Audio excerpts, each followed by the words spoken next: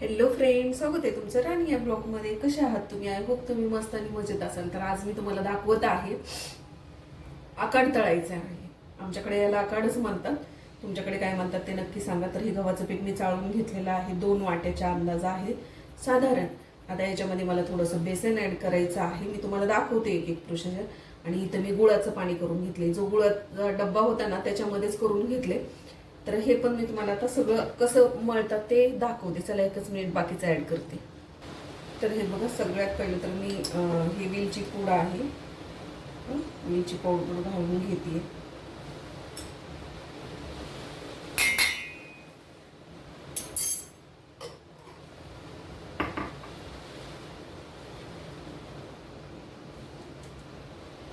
त्यानंतर मीठ थोडंसं,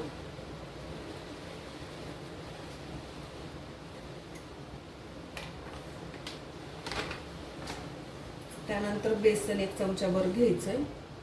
1 ते 2 चमचे घ्यायचे साधारण. हे बघा, 1 चमचा टाकले, 2 चमचे.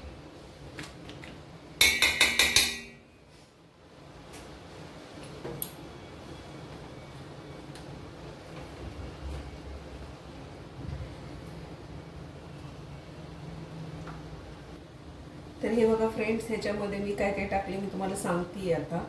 ह्याच्यामध्ये पहिलं मी गव्हाचं पीठ घेतले, नंतर 2 चमचे बेसन पीठ टाकले, थोडीशी विलायची पावडर टाकली, थोडंसं मीठ टाकले आणि मोहनसाठी त्याच्यामध्ये टाकले मी तूप. तर तूप टाकले मी 3 ते 4 चमचे. आणि आता हे कालवून घेते मी.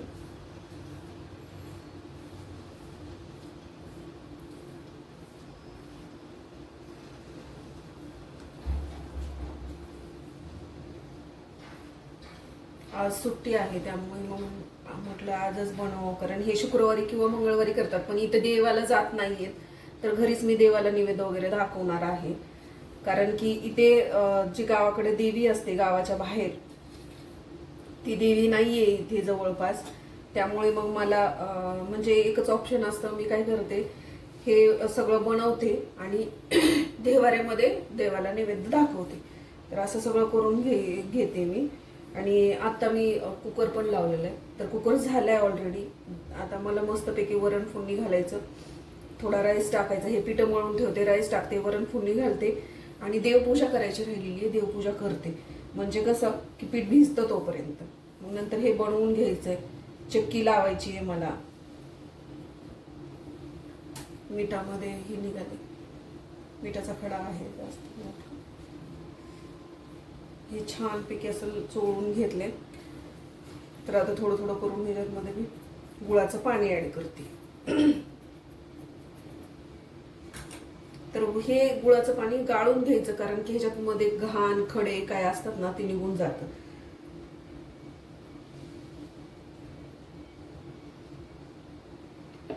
तर मी तुम्हाला घाण पण दाखवणार आहे ह्याच्यामध्ये परत किती घाण निघते ते.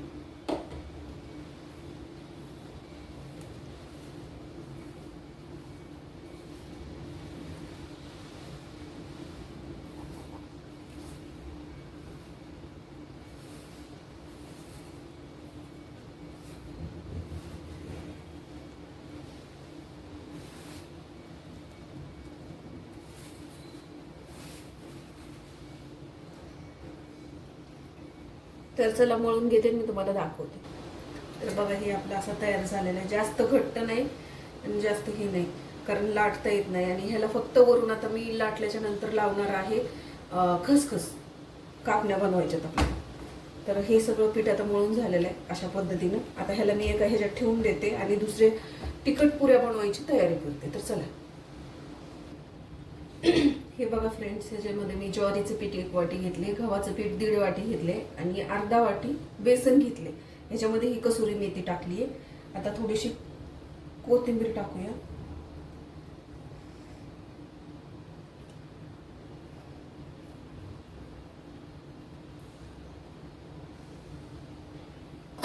आणि ह्याच्यामध्ये मी हिरवी मिरची, जिरे, ओवा आणि लसूण, अद्रक असं सगळं वाटून घातलेलं आहे. तर हे वाटण आहे.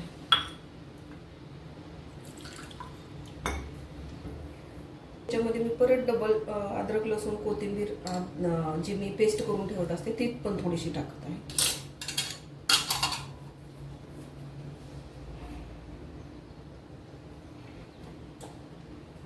ते आहे मीठ. ह्याच्यात मीठ मी वाटण्यात घातलेलं नाही, त्याच्यामुळे मीठ टाकायचं मला जास्तीचं, तर 1 चमचा टाकलाय. हे 1.5 चमचा मीठ घातलंय. तर आता हे तुम्हाला लक्षात आलं असेल. आता ह्याच्यामध्ये मला हळद ऍड करायची राहिलेली, थोडी लाल मिरची ऍड करायची, कारण ही मिरची एवढी तेज नाहीये, तर थोडं झणझणीत.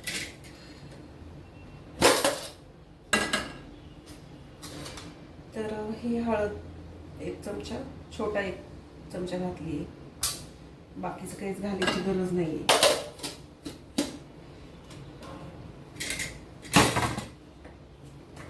धना पावडर टाकतात, पण मी नाही टाकणार आहे. तर हे बघा, एवढी लाल मिरची टाकायची, म्हणजे थोडंसं तिखट होईल.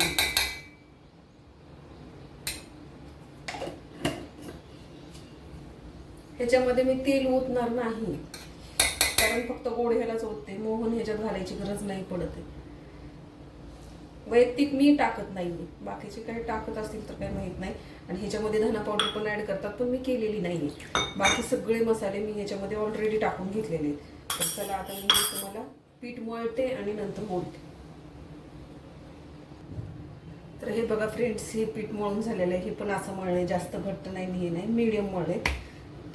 तर हे झालं आपलं तिखट पुऱ्यांसाठी, आणि ते झालं आपलं.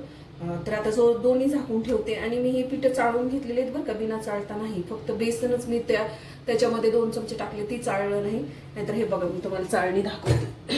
इथं भिजायला ठेवली, बघितलं का, पाणी टाकून भिजायला ठेवती. मी चाळणी चाळून घेतली. मी तसंच करत नाही, पहिलं करत होते. ती पण का करत होते हे पण रिझन सांगितले. फायबर वेस्टेज जाऊ नये, फायबर भेटावं म्हणून करत होते मी.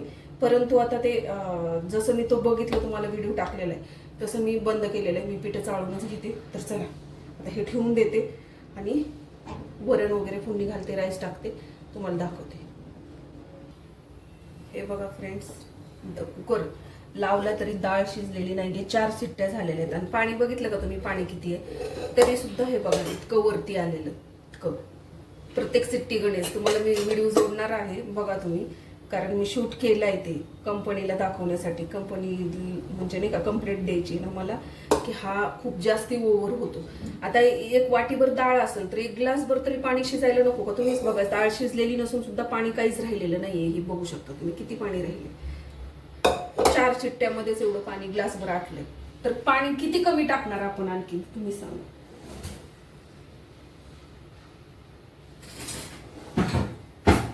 याच्यामध्ये मी मीठ टाकून घेतले. डाळ बिलकुल शिजलेली नाहीये. आता मला डबल डाळ फोडणीला घातल्याच्या नंतरच जास्ती वेळ शिजू द्यावी लागणार आहे, तेव्हा जाऊन कुठंही होईल. हे बघा तुम्ही, बघा ती घुटली जाते का, किती पण हटा, ते डाळ शिजलेलीच नाहीये.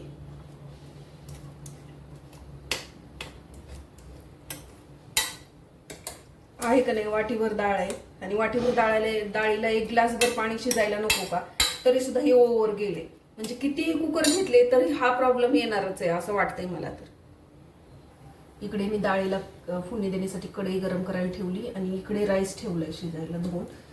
आता ही डाळ मला फोडणी देऊनच शिजवावी लागेल, जास्ती वेळ पर्याय नाही. तर मी तुम्हाला दाखवते. चिमणी चालू केली तर आवाज येणार नाही, तर मी चिमणी चालूच करणार आहे, तर तुम्ही समजून घ्या थोडंसं.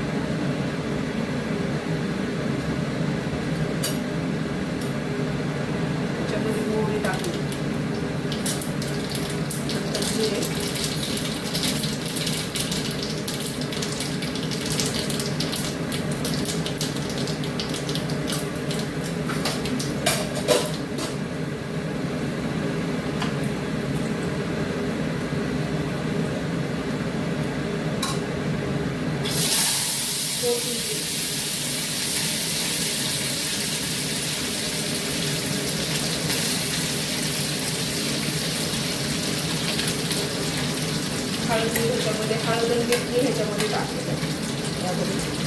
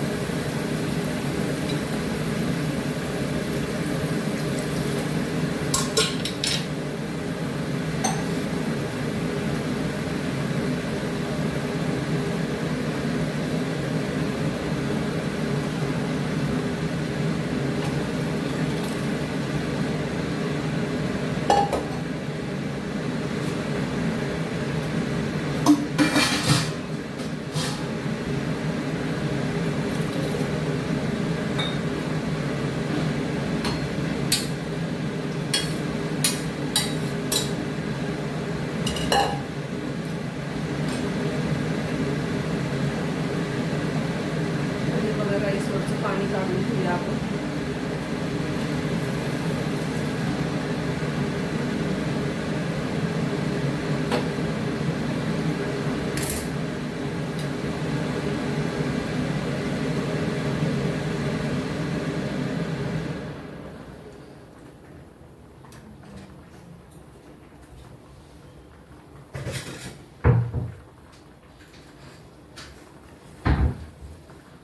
लिकीज होत नाही आहे. किती वाकडी केली ना तर लिकीज होत नाही. बॉटल छान आहे आणि ऑइल पण आपल्याला पाहिजे तेवढं पडतं. तर बॉटल तर छान आहे, मला आवडली. तुम्हाला आवडली असेल तर, घ्यायची असेल तर सांगा, लिंक शेअर कर. मी राईस ठेवलेलं आहे, त्याचं पाणी काढले एक वेळा. आता एक वेळा आणखी पाणी काढायचंय त्याचं. आणि मी वरणमध्ये पाणी जास्तीच टाकले कारण की आता तुम्हाला माहिती डाळ शिजलेली नाहीये आणि मला आता फोडणीमध्येच डाळ ही पूर्ण शिजवून घ्यावी लागेल. फोडणी दिली आता तर मस्तपैकी असं छान डाळ शिजवून घेतेय मी. पहिली आता पूजा करते, नंतर किचन कट्टा आवरते, हे भांडे वगैरे जेवढे पडले तेवढे, आणि नंतर मी बनवते आकाड तळते. नंतर शिजत राहते. तर तुम्ही अक्षरशः बघू शकता किचन किती खराब झाले, म्हणजे भांडे पडले भरपूर जास्तीचे आणि ते भांडे मला आता पूर्ण आवरावे लागतील. ते सगळं इथलं आवरल्याच्या नंतरच माझं किचन रिकामं होईल आणि मग मला वाटेल की हा मी म्हणजे आवरू शकते, आता इथं बनवू शकते काहीतरी. तर मी बघा राईस मधलं पूर्ण पाणी दुसरी वेळ आहे, कारण ना हा फेस येतो ना, हा काढणं गरजेचं आहे आणि काढायला पाहिजे. मी मागे पण सांगितलेलं, मी आता काढून घेते.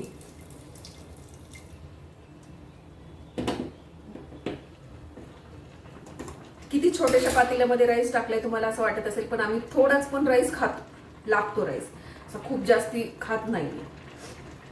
आता राईस होतोय, हे मी भांडे भिजायला ठेवते. भेटूया पुढे. तर हे बघा फ्रेंड्स, भांडे घासून झालेले, कट्टा क्लीन केलाय आता बघा. आणि इकडं वरण शिजतच आहे, आणखीन राईस झालेला आहे, हे पीठ मळून ठेवलेले आहेत. पूजा पण झालेली आहे, माझी पूजा पण करून झालेली. तर आता मी आवरते, जे पुऱ्या बनवताना तुम्हाला दाखवते, म्हणजे आकाड तळताना तुम्हाला दाखवते की मी कशा पद्धतीनं बनवते किंवा बनवलंय. तर चला भेटूया पुढे. तर झालंय ऑलरेडी वरण भात, भांडे, कट्टा क्लीन करून झालाय, कचरा बाहेर ठेवते आणि पूजा पण झालेली आहे. मी ह्याच्यामध्ये वरण नाही सॉरी ह्याच्यामध्ये टमाटर नाही टाकलं तुम्हाला असं वाटेल तर हो, तुरीच्या डाळीला टमाटर वापरत नाहीत, कारण तुरीची डाळ ऑलरेडी ॲसिडिक असते आणि परत टमाटर घातल्यानंतर ती डबल ॲसिड तयार होतं. तर मी बऱ्याच म्हणजे 2-3 वर्षापासून यूज करत नाहीये तुरीच्या डाळीला. मी शक्यतो टमाटर यूज करत नाही. मी फक्त मुगाची डाळीचं वरण असेल, मसुरीच्या डाळीचं वरण असेल तर त्याला यूज करते, बाकीच्या सर्वला करते, फक्त तुरीच्या डाळीला करत नाही. नाहीतर तुम्हाला असं वाटेल टमाटर नाही घातलं कसली डाळ केली आहे, किंवा टमाटर महाग झालेत म्हणून का, असं काही नाहीये. किती जरी महाग झाली तर मी 100 रुपयाला कोथिंबिरीची पेंडी झाली होती मागच्या वर्षी, तरी सुद्धा मी कोथिंबीर यूज करत होते. ज्या गोष्टी लागतात त्या लागतातच. महाग झाल्या स्वस्त झाल्या तरी त्या यूज कराव्याच लागतात. टमाटर सुद्धा आता काहीतरी 80 100 आहेत, सॉरी इथं 100च आहेत, तर 100 रुपये किलो आहेत. परंतु माझ्याकडे टमाटर आहेत, परंतु ह्याच्यात यूज करत नाही म्हणून मी केलेले नाहीयेत. तर चला भेटूया पुढे. तर हे बघा फ्रेंड्स, कशा लाटलेली आहे मी पोळी. पोळी लाटायची खसखस लावून परत घ्यायची आणि हे कट द्यायचे आता आपल्याला. इथे बघू शकतात चाकून मस्तपैकी कापायच्या, तुम्हाला जेवढी साईज पाहिजे तेवढी. ओके,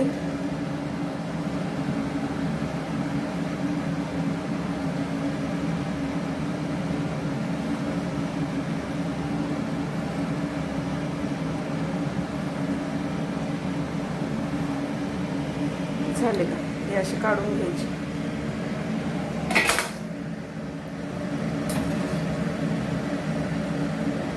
तर हे बघा, अशा पद्धतीने मी सगळ्या लाटून घेते आणि तुम्हाला नंतर दाखवते. हे बघा फ्रेंड्स, हे तिखटाची पुरी लाटून झालेली आहे पोळी. आता ह्याच्याने कापायचं आपल्याला राऊंड शेपमध्ये. तर हे बघा,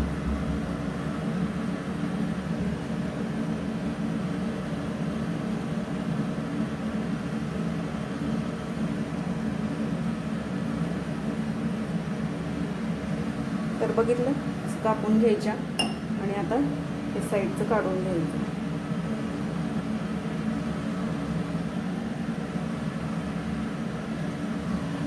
इकडे आपले हे कापण्या झालेले आहेत, बघू शकता. इकडे बघा, एवढं झालं. थोडेसे ब्राऊन वाटतील तुम्हाला, पण ते ब्राऊनच चांगले लागतात. लय असा म्हणजे ते गुळ असतो ना, त्याच्यामुळे लगेच ब्राऊन होतात. साखरेच्या असल्यानंतर त्या पांढऱ्या राहतात, परंतु हे इतक्या नाहीये हे झालेलं.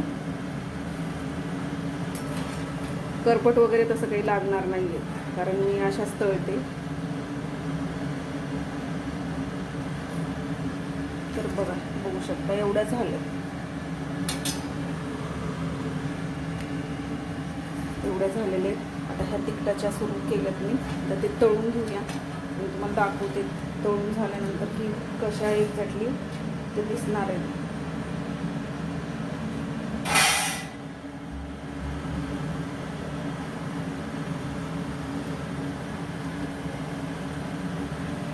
दोनच सोडावे लागतील.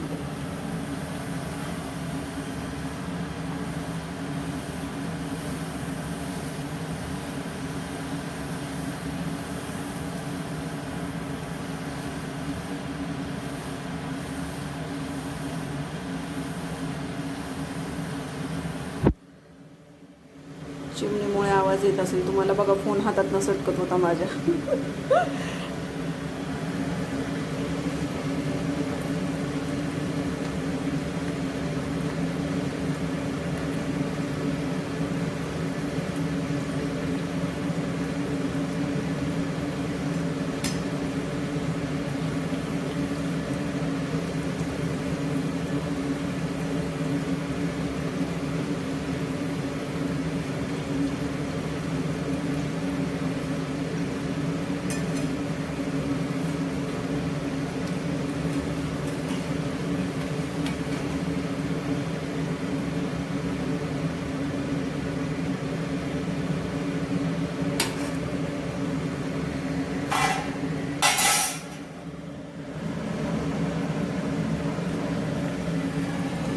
तर चला, हे बघा असे झालेले.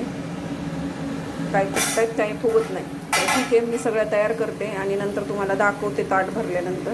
तर चला, कसं वाटलं तुम्हाला, आवडलं का हे मी बनवलेलं? आखाड म्हणतात त्याला. आखाडामध्येही करतात, देवाला नैवेद्य दाखवतात ह्याचा.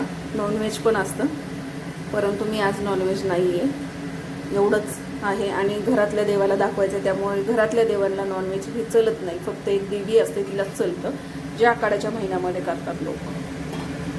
तर चला, मी तुम्हाला ताट भरल्यानंतर एकदा दाखवते, देवाला नैवेद्य दाखवताना. हे बघा फ्रेंड्स, असं ताट वाढून घेतले, दिसले. तर आता हे देवासाठी नैवेद्य काढलाय मी. तुपाची धार पण टाकली त्याच्यावरती. तर आता हे देवासाठी नैवेद्य आहे. मी पण जेवण करून घेते. आता 2:30 ते 2:45 झालेले आहेत दुपारच्या, आणि एवढं लेट झालं आहे मला बनवायला. इकडे बघा बनवून ठेवले ते तिखटाचे आहेत, हे गोड आहेत. तर चला, कसा वाटला स्वयंपाक माझा, आणि आवडला असेल तर या जेवण करायला. नसला आवडला तरी पण या, बोलवते. आकाड तळलेला आहे, तर चला जेवण करून घेऊया आपण मस्तपैकी छान. तर चला भेटूया पुढच्या ब्लॉगमध्ये. तोपर्यंत मस्त खा, स्वस्त राहा आणि आपापली काळजी घ्या. Bye bye.